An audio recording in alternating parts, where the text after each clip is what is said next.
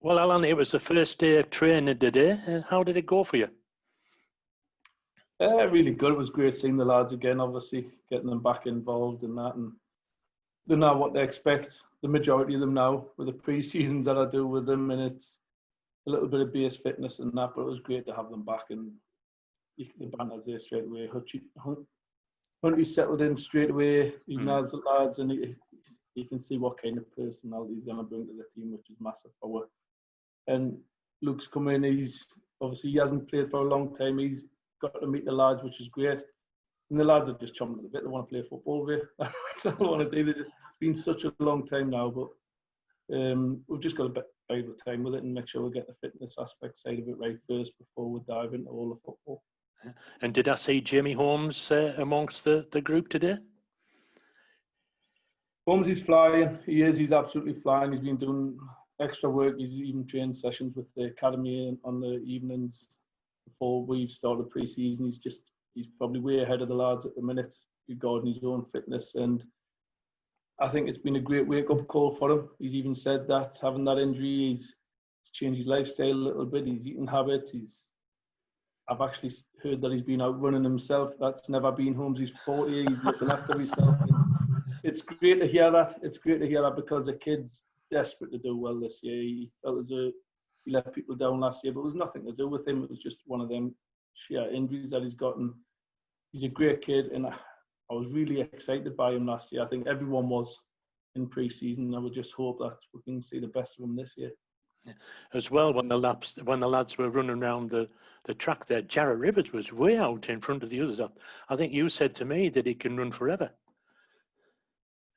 He does. Jared is. People don't see that side of Jared's game. They just think because he's a tricky winger that he should be doing that. But his fitness is phenomenal. He'll just run all day long. I think I'll always go back to that Telford away game for me when I seen their full back, the centre halves, they were dead on the knees on that pitch, and Jared's still running at them, and he's just fit as a fiddle. Jared, he loves it, and let's say he's miles ahead of people. He just never stops. Jared, he's just a natural athlete, and that's key for the position he plays. That's why he plays as often as he does, because he's such a fit lad. He's up and down. Even if he's having a bad game on the ball, he asks any full-back where if he's playing with them, they'll love Jared in front of him because he helps out so much.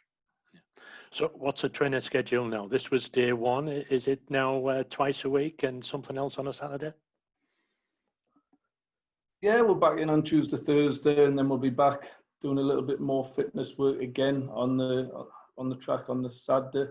It's just something that I've done ever since I was a kid, to be honest. There's a little bit of track work involved in the football work as well. Just keep the base of it right, and the lads have done quite well with it.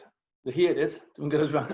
Everyone hates the running part of pre-season, but it's just the base of it. But we'll get the balls involved constantly as well, as long as we've just got to make sure, really, like I said, it's trying to stay away from these injuries. That's the key thing. They've been out a long time, they haven't played for a long time, and we've just got to be careful with it and make sure that they're ready for the start of the season. That's the most important thing.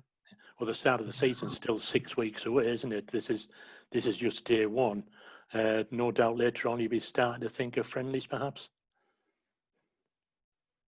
Yeah, the friendlies is a tough one. We had a couple lined up, but it ended up being far too early for it. It was before today's date, and it's too early. I think it's just too early for it. I don't want the lads burnt out and sick of football, sick of friendlies by the time we start. And I've always given myself 6 weeks for the start of the season. I think 6 weeks is probably enough for these lads, and because, as I say, you can only do so much when you want to be buzzing and ready for that first game. You don't want to be sick of actually the fitness work and sick of it. You want to still have that excitement and buzz that you want and get from playing the actual games. And that's it. Everyone's done it differently. I think teams have come in early, then they've had a break now, and then they'll come back later on. Teams started 4 weeks ago. This is probably the first season where everyone's done something different this year, because no one knew exactly what was happening. But as I say, I've waited, and obviously there's other reasons why we've had to wait regarding furlough and stuff like that, regarding regulations. And we've done what we've done, and no one will know whether it's right or wrong until we start the season. So it's new for everyone, and we're just going to bide with time. And the friendlies is going to be a tough one. I think we'll we could end up playing each other in the National League North. Or National League, you try to get National League teams, but how many teams are close to winning this area and the league above? Where there's not many. And kind of be wasting money travelling all the way down the country to play a game because we've got to make sure that we do things right for the lads. So it's having these friendlies is going to be tough. We're going to have to ask a few favours from a few teams to see if we can get one out there, but we'll be looking to organise them. I've got one penciled in at the minute, but the rest is going to be, hopefully, we'll see who's available once the season starts, because everyone's season starts in the lower leagues next week. That's right. So, and then the week after that, I think you've got the Football League starting on the 12th and that. So it's going to be a little bit difficult for us to get involved in a lot of friendlies, but it's not an excuse. We've just got to get on with it. I'm sure other teams will be in the same kind of boat. I'm just excited. I can't wait for the season to start with this group of players that I've got. Yeah. Are you still looking for a goalkeeper to? Yeah, we're still looking. We've got one in on trial at the minute, and we're probably getting another couple in as the games come. We'll have to have a look at a few, but I'm still constantly talking regarding the loan issue as well, see if we can get people in on loan. And as I say, I'm not diving into that position too early. End up with a little bit of a problem last year. As we're seeing, we had two first choice goalkeepers, which you don't want at the club. You know, it's not right for me. I think our kind of club, we've done exceptionally well with loans from local clubs with goalkeepers. If you look at the ones that have come in, and you look at Paisley, you look at even Kasper Schmeichel all them years ago. Yeah. And they've gone on and had a good career, and they're having a good career. And that's what Darlington Football Club can do for the goalkeepers. That's all I say. If any of the clubs that we're speaking to, we can help them with their careers, and hopefully they'll see what we can do. Yeah, hopefully it'll all come together. The first game's going to be the 3rd of October. It's going to be an FA Cup tie, isn't it, by the looks of it, unless there's a drastic change of plan. And that's something to look forward to already, because straight away I mention FA Cup, people remember Joe Wheatley scoring and you, Danny, all racing onto the pitch in celebration at... Yeah, it's going to be strange coming into an FA Cup game. Yeah. It was, as I say, we had that great memory of Walsall, and I think that brought a real togetherness between the fans and the staff and the players. I think the scene, that never give up attitude, that never die attitude from the players in that game, and I think that was that moment where you get that connection back that we'd lost.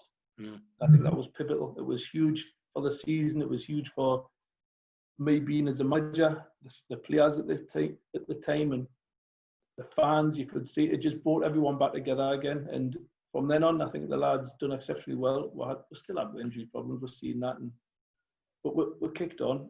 And I still, people will see what they like. I still think that we could have finished in that top 7. I still think we had enough there. I had a couple of things lined up that would have probably strengthened. We're going into the final 9 games of the season, and we would have kicked on. But every team can say that. You know, every team. I had confidence in them lads that we would have kicked on. Yeah. Well, let's hope that we're well and truly involved in the league title race this season, eh? That's the aim, obviously. This year I said I would come in and rebuild it, and get that connection back and stabilise the club as such. And I think you look at the club now, it's in a... I was speaking to Chris Stockdale the other day, and he can't believe the change in a year. And it's great that the club's changed so much on the pitch, off the pitch. We've moved on so much. It's in a great financial position now, best have been since 2012, I'm led to believe. So it's great to be in that position. And like, as I say, if the product's right on the pitch, then off the pitch is easy to run, because it works with each other. But the fans have played their part as well. As I say, they've bought into everything we've done. As I said about that Walsall game, that was a connection, and they brought in over 130,000 here, which is phenomenal. And that there's allowed me to bring in players like Nicky Hunt, Luke Charman, Dan Maguire.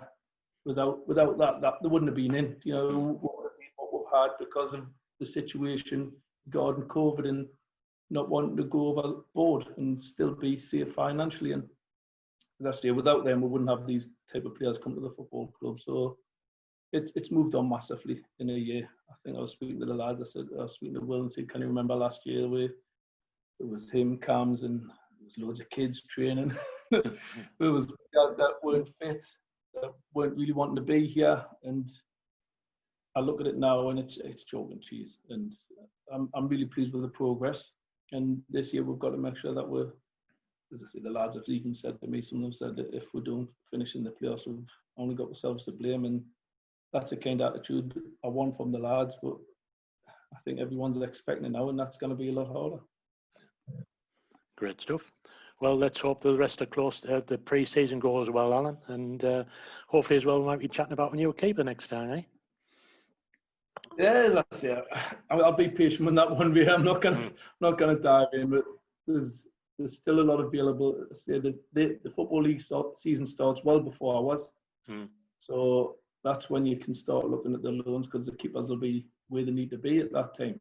And if the loans will be about, and it might not be a loan, it might be a keeper that impresses on trial, that does really well on trial. So we'll keep our options open. I think I've told the fans all summer, be patient, and I think we've delivered on 3 really good signings that were brought in. Remember, you've got Davy Atkinson, Jamie Holmes, 2 brand new signings for me as well. So in theory, there's 5 new players already there, and we're waiting for a goalkeeper, and I want one more in, which I'm working on.